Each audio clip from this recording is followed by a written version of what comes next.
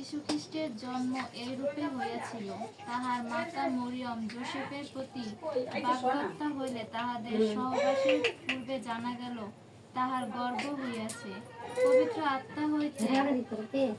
আর তাহার স্বামী যোসেফ ধার্মিক হওয়াতে ও তাহাকে সাধারণের কাছে নিন্দার পাত্র করিতে ইচ্ছা না করাতে গোপনে ত্যাগ করিবার মানুষ করিলেন।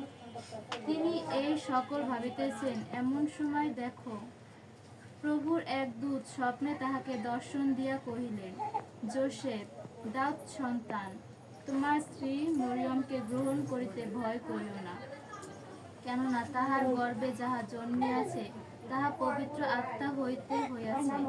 আর তিনি পুত্র প্রসব করিবেন, এবং তুমি তাহার নাম যীশু অর্থাৎ ত্রাণকর্তা রাখিবে, কারণ তিনি আপন প্রজাদিগকে তাহাদের পাপ হইতে ত্রাণ করিবেন।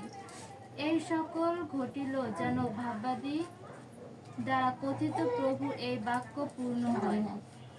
এই দেখো, সেই কন্যা গর্ভবতী হইবে এবং পুত্র প্রসব করিবে, আর তাহার নাম রাখা হইবে ইম্মানুয়েল।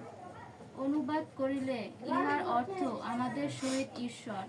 পরে যোসেফ নিদ্রা হইতে উঠিয়া প্রভুর দূত তাহাকে যেরূপ আজ্ঞা করিয়াছিলেন সেইরূপ করিলেন, আপন স্ত্রীকে গ্রহণ করিলেন।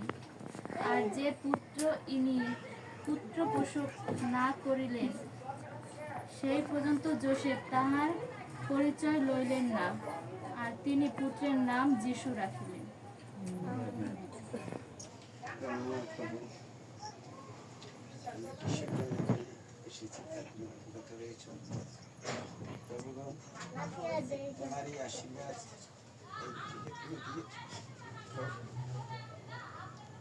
আমরা অনেক কিছু তোমার কাছে বলেছি, পিতা, তুমি সেই প্রার্থনার ফল তুমি দিয়েছ।